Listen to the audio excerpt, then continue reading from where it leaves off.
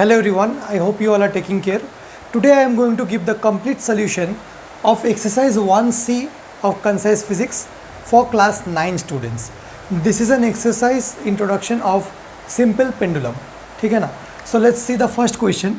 I am using the 2020-21 version of book and according to my book it is page number 25. Question number 1. A simple pendulum completes 40 oscillation in 1 minute. Find its frequency and time period. काफ़ी easy question है. ये क्या बोल रहा है कि 40 oscillations 1 minute में complete होता है. इसका मतलब 60 सेकेंड में 60 second is taken to complete 60 second is taken to complete 40 oscillations. 60 second is taken to complete 40 oscillations. What is frequency? Frequency का मतलब है number of oscillations completed in 1 second. तो अगर 60 सेकेंड में 1 मिनट का मतलब 60 सेकेंड, मैं 60 सेकेंड से कैलकुलेट कर रहा हूँ. अगर 60 सेकेंड्स में 40 ऑसिलेशंस कंप्लीट हो रहे हैं तो 1 सेकेंड में कितने ऑसिलेशंस हो रहे होंगे? यूनिटरी मेथड कर लीजिए. 1 second is taken to complete 40/60 oscillation and यही जो मेरा 40/60 है that is only frequency. So frequency का वैल्यू क्या आ रहा है? 40/60 सेकेंड इनवर्स फ्रीक्वेंसी का यूनिट होता है. तो ये कितना आ रहा है? 2/3. इसका मतलब 0.67 हर्ट्ज. सेकेंड इनवर्स का मतलब हर्ट्ज है. ठीक है ना? आपको फ्रीक्वेंसी का इस क्वेश्चन को करने के लिए आपको फ्रीक्वेंसी का बेसिक डेफिनेशन आना चाहिए. फ्रीक्वेंसी का बेसिक डेफिनेशन क्या है? Number of oscillations completed in 1 second. तो मुझे बोला गया था कि 40 ऑसिलेशन 1 मिनट में कंप्लीट हो रहे हैं, तो इसलिए मैंने लिखा कि 60 सेकेंड में 40 ऑसिलेशन कंप्लीट हो रहे हैं. सो 1 सेकेंड में कितने ऑसिलेशन हो रहे हैं? 40/60. So the frequency is this. And मुझे सेकेंड क्वेश्चन जो बोला गया है, सेकेंड क्वेश्चन में बोला गया है फाइंड द टाइम पीरियड. मुझे पता है कि time period and frequency are reciprocal of each other. Time period is one by frequency. So frequency का वैल्यू कितना है? 2/3. So 1/2/3 gives me 3/2 that is 1.5 second. So this is the complete solution of question number 1. आप इसको देख लीजिए and अगर आपको नहीं आया है तो इसको कॉपी कर लीजिए. ठीक है ना? I am moving on to the second question. And क्या बोला गया मुझे? The time period of a simple pendulum is 2 second. What is its frequency? What is the name given to such pendulum? काफ़ी इजी क्वेश्चन है. मुझे question number 2 में देखिए, पहले आपको जो गिवन है वो तो आप लिख लीजिए. मुझे गिवन है कि टाइम पीरियड 2 सेकेंड है एंड मुझे क्या बोला गया है कि फ्रीक्वेंसी कितना है इसका. तो फ्रीक्वेंसी का फॉर्मूला होता है 1/टाइम पीरियड. देखिए टाइम पीरियड का फॉर्मूला क्या है? 1/फ्रीक्वेंसी. तो फ्रीक्वेंसी एंड टाइम पीरियड आपस में रेसिप्रोकल है. ठीक है ना? वैसे टाइम पीरियड का फॉर्मूला तो फ्रीक्वेंसी के साथ रिलेशन ये वाला है. टाइम पीरियड और सिंपल पेंडुलम का फॉर्मूला क्या होता है? 2π√L/g. पर ये हम कब यूज़ करेंगे? जब मुझे लेंथ एंड जी का वैल्यू दिया हुआ होगा. अभी तो बस टाइम पीरियड दिया हुआ है, फ्रीक्वेंसी पूछा है. तो frequency is 1/t. That means 1/2 that gives me 0.5. Frequency का यूनिट क्या होता है? 1/सेकेंड मतलब सेकेंड इनवर्स. इसका मतलब 0.5 हर्ट्ज. फिर पूछा गया है कि what is the name given to such a pendulum. देखिए जो जिस पेंडुलम का टाइम पीरियड 2 सेकेंड है इसको हम बोलते हैं सेकेंड्स पेंडुलम. क्या बोलते हैं? Seconds pendulum. क्यों बोलते हैं सेकेंड्स पेंडुलम? क्योंकि इसका टाइम पीरियड 2 सेकेंड है. Seconds pendulum. तो क्वेश्चन नंबर 2 को आप देख लीजिए एंड ये आपका हो गया होगा. Let's see question number 3. Question number 3 में क्या बोला गया है? A seconds pendulum is taken to a place where acceleration due to gravity falls to 1/4. How is the time period of the pendulum affected if at all? Okay. So जब भी हमने pendulum का length change कर दिया या फिर pendulum में acceleration due to gravity change हो गया है तो केस 1 केस 2 करना पड़ेगा. Whenever the acceleration due to gravity or the length of the pendulum is changing, there are 2 cases. देखिए हम इसको कैसे करेंगे. क्वेश्चन नंबर 3 केस 1 एक ले लीजिए आप एंड केस 2 एक ले लीजिए. ठीक है ना? तो सपोज क्या है कि seconds pendulum is taken to a place where acceleration due to gravity falls 1/4. So क्या बोला गया कि how is the time period affected. तो सेकेंड्स पेंडुलम को, एक ही सेकेंड पेंडुलम को दूसरे प्लेस में लिया गया था तो मतलब लेंथ तो चेंज नहीं हुआ होगा क्योंकि पेंडुलम तो सेम है. देखिए लेंथ तो तब चेंज होगा कि जब क्वेश्चन में आपको बोला गया कि लेंथ भी चेंज हुआ होगा. एक ही सेकेंड पेंडुलम को दूसरे प्लेस में लिया गया है तो जी का वैल्यू चेंज हो गया पर लेंथ तो सेम है. तो अगर इनिशियल लेंथ मतलब केस 1 में लेंथ अगर L है तो केस 2 में L2 भी L होगा. T1 का वैल्यू कितना है? 2 सेकेंड. ये तो गिवन ही है. T2 का वैल्यू मतलब जब मैंने दूसरे प्लेस में ले गया होगा तो इसका मुझे पता नहीं. G1 का value is G। First place में मेरा जो एक्सेलरेशन ड्यू टू ग्रेविटी का वैल्यू है, मान लो मैं G है, तो सेकेंड प्लेस में ये कितना हो जाएगा, G/4, क्योंकि उसने बोला है क्वेश्चन में कि acceleration due to gravity falls 1/4। तो अब मैं यहाँ से t टाइम पीरियड 1 का वैल्यू निकाल लूँ, 2π√L1/G आ जाएगा, ठीक है ना, क्योंकि बाकी सब तो ठीक है। तो 2π√L/G एंड t1 का वैल्यू कितना पुट कर रहा हूँ मैं यहाँ से, 2, ठीक है। अब यहाँ से आप t2 का वैल्यू निकाल लीजिए, t2 देखिए केस 1 केस 2 कर लिया है हमने, t2 2π√L कितना है L, G कितना है G/4, तो 4 ऊपर चला जाएगा, ठीक है। तो अब आप क्या कर लीजिए, इक्वेशन नंबर 1 दे दीजिए इसको इक्वेशन नंबर 2 दे दीजिए एंड 1 को 2 से डिवाइड कर दीजिए आप। सो 2 तो जैसे ही हम 1 को 2 से डिवाइड करेंगे तो left side and left side will get divided. So 2/t2 gives me 2π cancel हो जाएगा, तो ये आ रहा है मेरा L/G। अब अगर अच्छे से डिवाइड करेंगे तो अगर इससे डिवाइड हो गया ये L/G, क्योंकि देखिए यहाँ पे 2π था और यहाँ पे 2π√4L/G था, तो 2π cancel.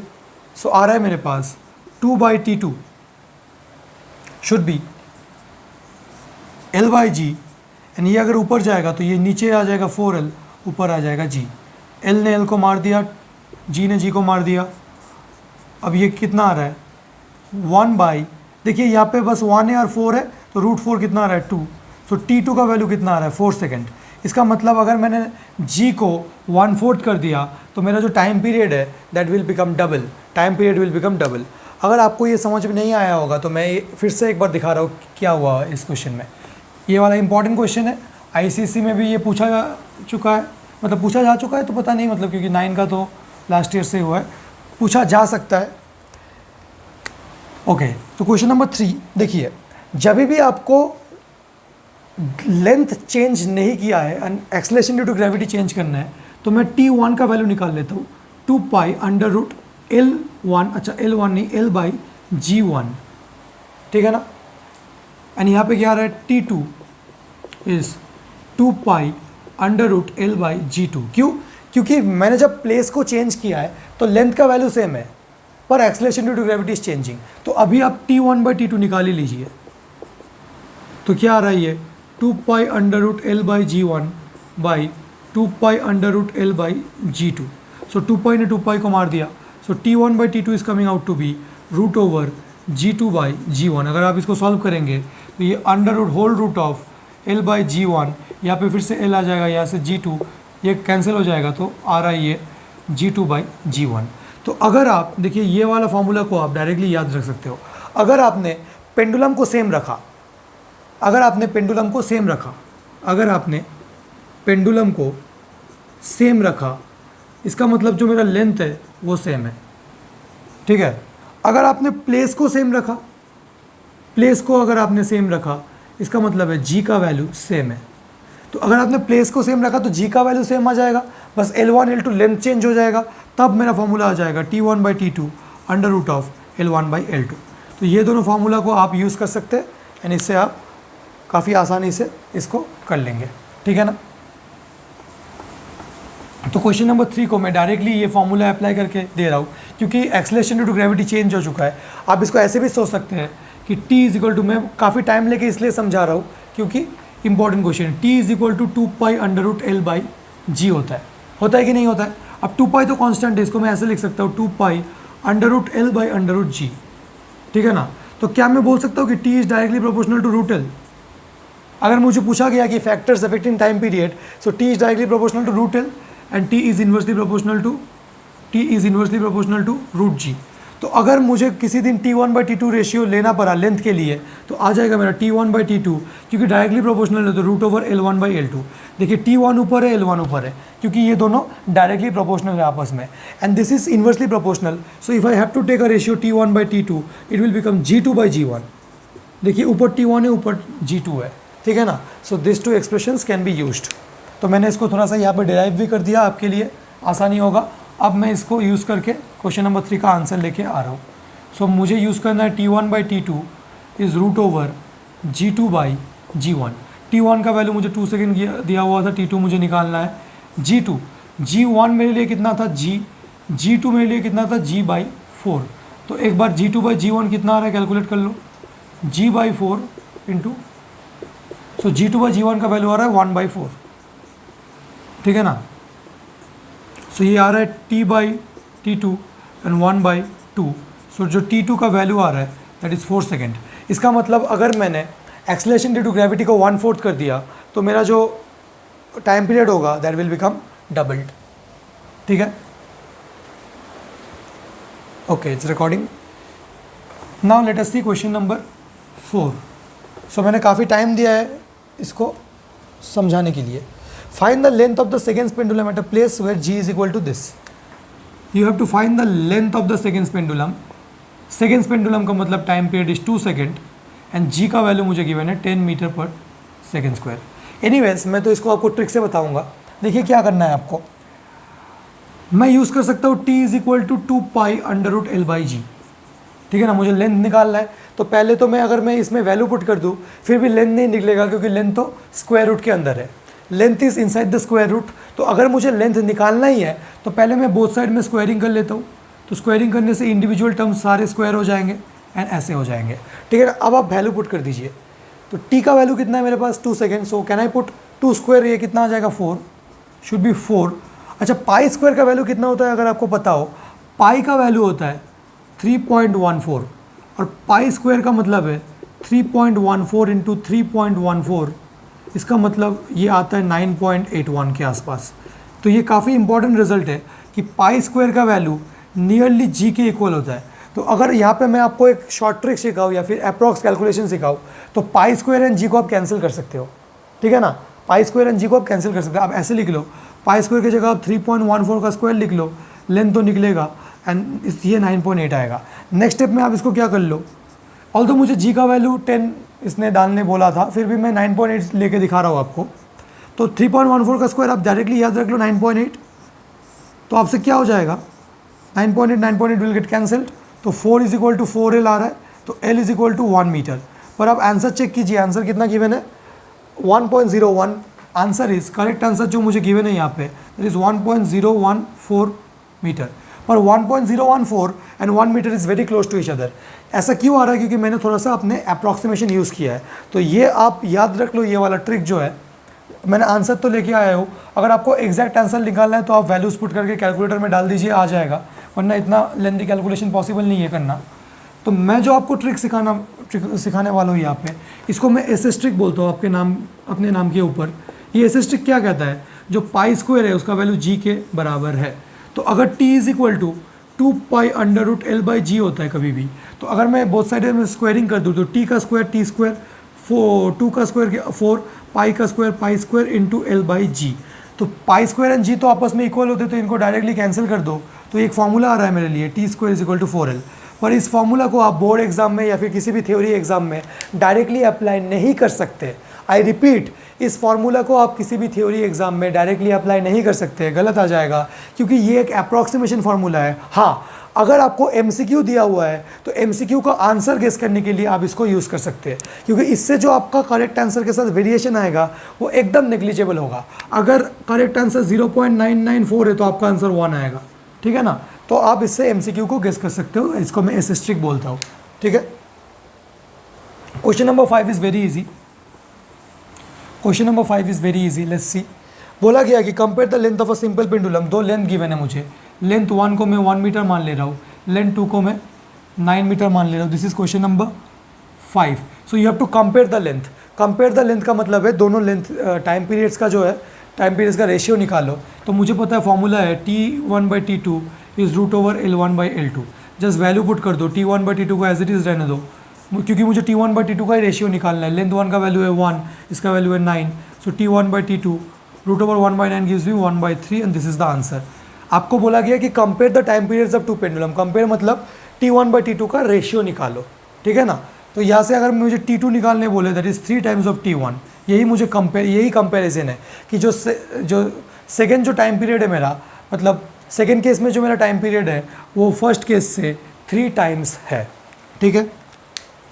Let's see question number 6। Question number 6 क्या बोला गया है, क्वेश्चन नंबर 6 में बोला गया है a pendulum completes 2 oscillation in 5 second, what is this time period. तो 2 ऑसिलेशन करने में 5 सेकेंड लगते हैं। टाइम पीरियड का डेफिनेशन क्या है? Time period means time taken to complete 1 oscillation. So 2 oscillation is completed in 5 second, so 1 oscillation is completed in 5/2 second, therefore my time period is 5/2, that is 2.5 second. ठीक है ना। अब मुझे बोला गया है कि अगर जी का वैल्यू 9.8 मीटर पर सेकेंड स्क्वायर गिवन है तो इसका लेंथ निकालो। तो टाइम पीरियड गिवन है, लेंथ निकालो। मैं ट्रिक यूज़ कर सकता हूँ। मुझे पता है t is equal to 2π√L/g। मुझे लेंथ निकालना है, पर यहाँ पे तो √L है, तो बोथ साइड में स्क्वायरिंग कर दो। अगर स्क्वायरिंग करूँगा तो ये 4π²L/g आ जाएगा। ठीक है ना। अब अगर थ्योरी एग्जाम में मुझे ये ट्रिक लगाना है तो डायरेक्टली कैंसिल नहीं करूँगा, वैल्यू पुट करके कैंसिल करूँगा। t² के बदले क्या आ रहा है मेरा 5/2 का होल स्क्वायर, और ये 4 इंटू π² मतलब 3.14 का स्क्वायर इंटू L/9.8। तो यहाँ पे कितना आ रहा है 25/5² का 25/4 शुड बी 4 इंटू 3.14 का स्क्वायर का मतलब कितना है 9.8, अप्रॉक्सीमेटली निकाल रहा हूँ, इंटू L/9.8। इसको कैंसिल कर दो तो लेंथ का वैल्यू मेरे पास कितना आ रहा है 25/16। अगर आप इसको सॉल्व करेंगे 25/16 को तो आंसर नियरली मेरा 1.55 मीटर आ जाएगा।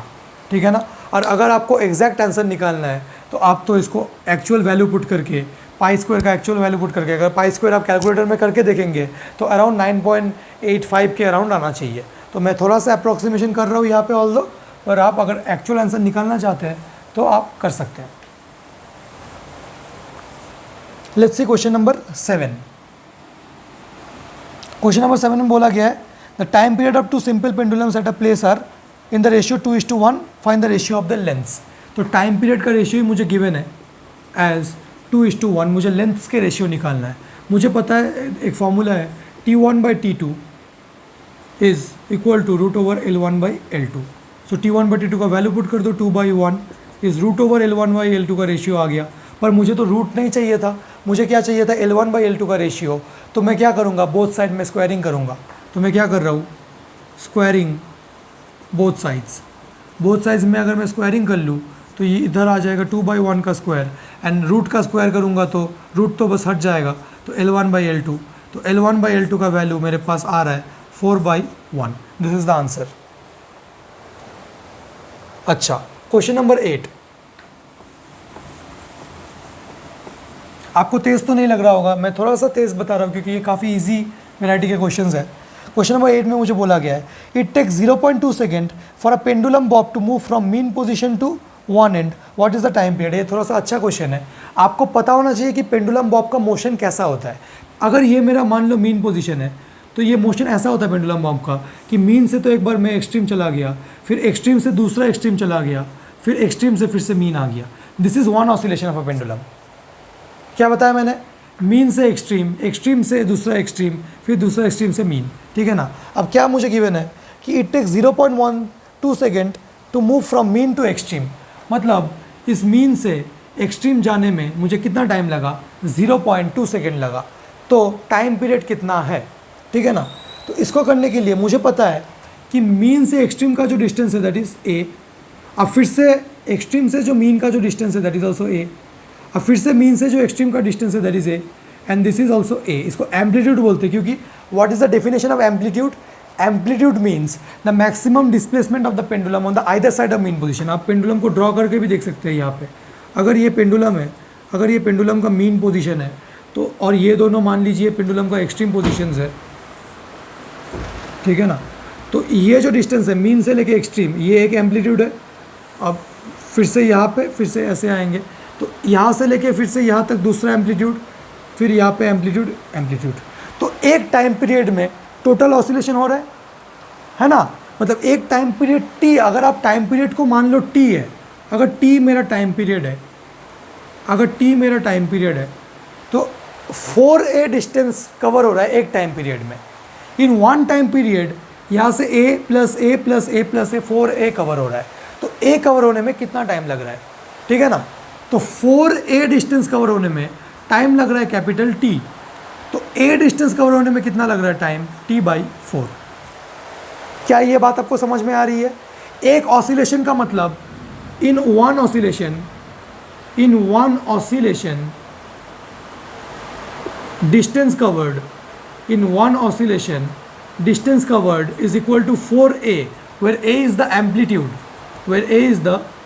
amplitude, ठीक है ना। एक ऑसिलेशन में तो इतना है, तो मीन से लेके एक्सट्रीम तक कितना टाइम लग रहा है, मतलब 4a डिस्टेंस चलने में तो t टाइम लग रहा है। 4a डिस्टेंस आप यूनिटरी मेथड कर सकते हो, 4a डिस्टेंस चलने में t टाइम लग रहा है, तो a डिस्टेंस चलने में कितना टाइम लग रहा है, t/4। और अकॉर्डिंग टू क्वेश्चन मेरे पास गिवन है t/4 का वैल्यू 0.2, तो t का वैल्यू आ रहा है मेरा 0.8 सेकेंड। थोड़ा सा इंपॉर्टेंट क्वेश्चन हो जाता है ये, काफ़ी लोग से बनते नहीं है ये क्वेश्चन, तो आप थोड़ा सा देख लीजिए इसको। एक ऑसिलेशन का मतलब एक टाइम पीरियड है, एक टाइम पीरियड में एक ऑसिलेशन होता है ना। टाइम पीरियड का मतलब time taken to complete one oscillation, and one oscillation में 4 बार एम्पलीट्यूड कवर होता है, मीन से एक्सट्रीम, एक्सट्रीम से मीन, मीन से एक्सट्रीम, एक्सट्रीम से mean. So 4a distance cover करने में कितना टाइम लगा, capital T। a distance cover करने में कितना टाइम लगा, t/4, और मीन से लेके एक्सट्रीम तक तो a ही था, और मुझे गिवन है देखिए t/4 का वैल्यू 0.2, क्योंकि मुझे क्वेश्चन में क्लियरली मेंशन्ड है it takes 0.2 second for a pendulum bob to move from mean position to one end. So mean से लेके वन एंड तक जाने में ये जो a डिस्टेंस है इतना कवर करने में कितना टाइम लगा, 0.2, और ये कितना है, t/4 इज इक्वल टू 0.2, क्योंकि मैंने निकाल दिया कि a डिस्टेंस कवर करने में t/4 लगता है, एंड t/4 का वैल्यू मुझे 0.2 है। आप इस क्वेश्चन को थोड़ा सा अच्छे से देख लीजिए एंड आप इसको अटेम्प्ट कर लीजिए, ठीक है ना। लास्ट क्वेश्चन है मेरा, ओके।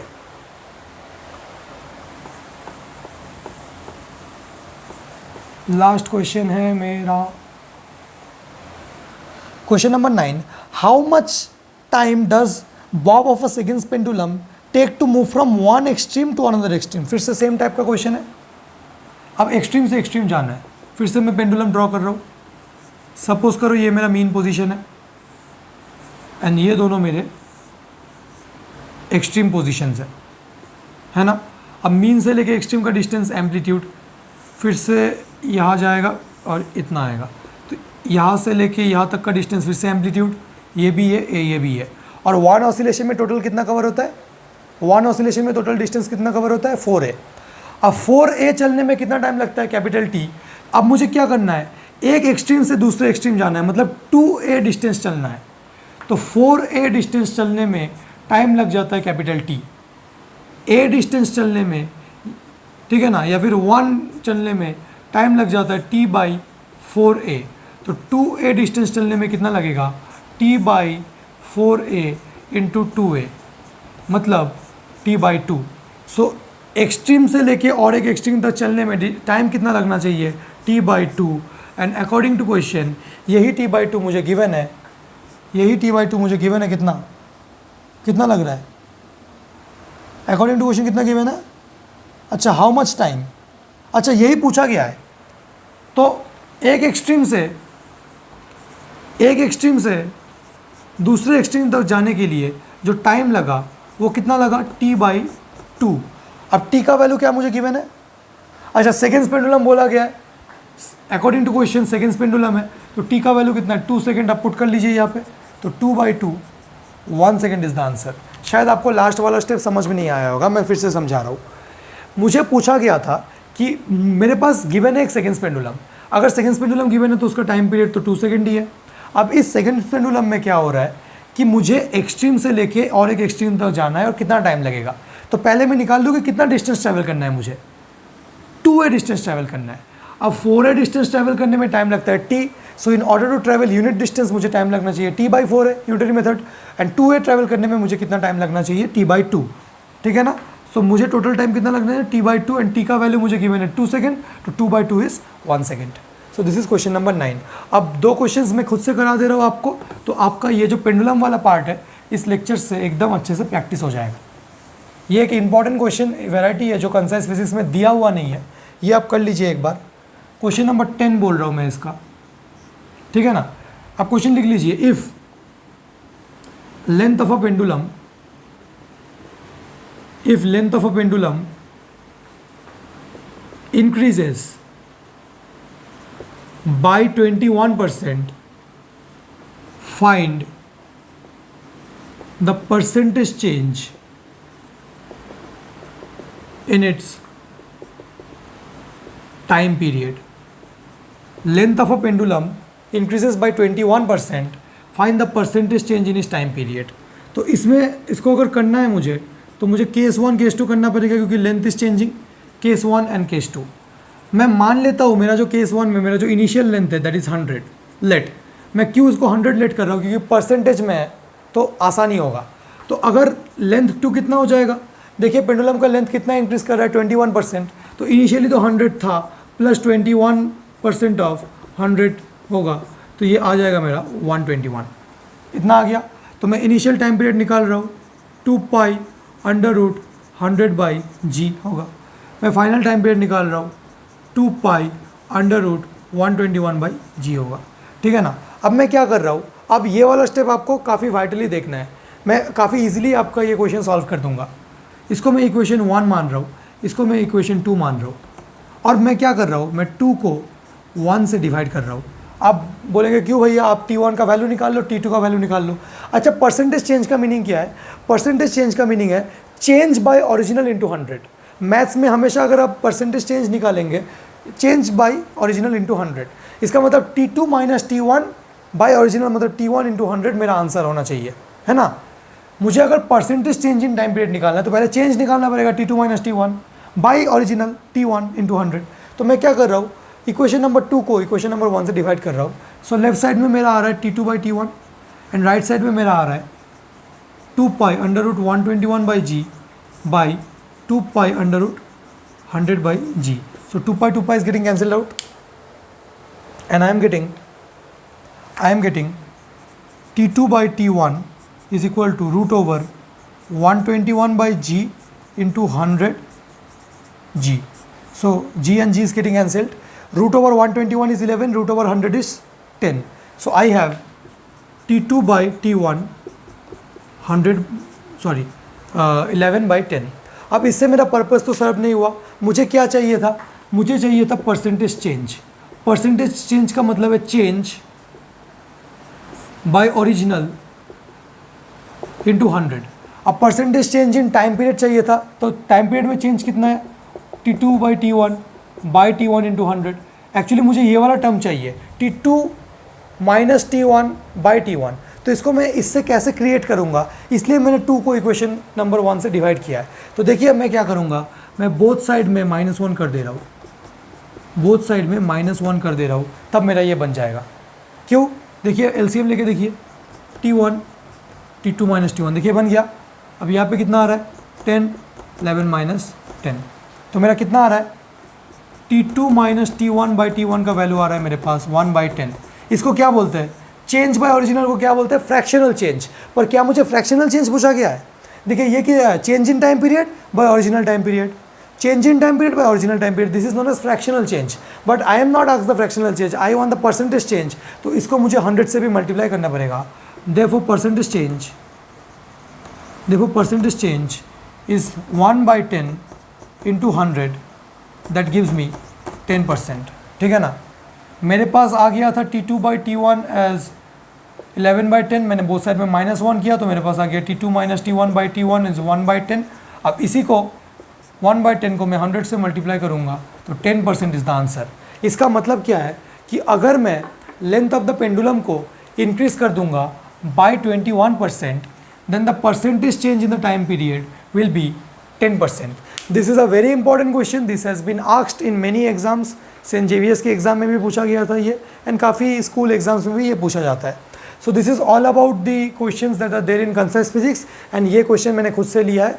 एंड और अगर ऐसे टाइम पीरियड से, time period of simple pendulum से मुझे क्वेश्चन मिलेगा, so I will cover them. कुछ कंसेप्चुअल क्वेश्चंस भी यहाँ पे पूछा जाता है. So I hope you enjoyed today's session. I have covered all the questions that are there in concise physics. Now it is your duty to practice them, to understand each and every concept. If there is a doubt, then you should let me know in the comment section along with the time stamp. आप time stamp mention कर दीजिए कि 5 minute 40 second में भैया आपने जो बताया वो मुझे समझ नहीं आया. ठीक है ना. और आपको सब कुछ अब मिल गया है. अब आपका ड्यूटी क्या है, कि आपको इस चैप्टर को एकदम अच्छे से डेवलप करना है। देखिए ये पेंडुलम वाला चैप्टर काफ़ी स्कोरिंग होता है क्लास 9 के पॉइंट ऑफ व्यू से। So it is you should have this commitment to practise this chapter, to understand each and every formula in this chapter. काफ़ी लिमिटेड फार्मूलाज है, and after practising you should be able to in order to gain confidence you should attempt the questions that are there in the examples। तो अगर आपने ये exercise वाले questions attempt कर लिया तो एग्जाम्पल्स वाले क्वेश्चंस आपको काफ़ी इजी लगेंगे। And once you are done with the exercise and the examples then this topic will be ready for the ICSE point of view.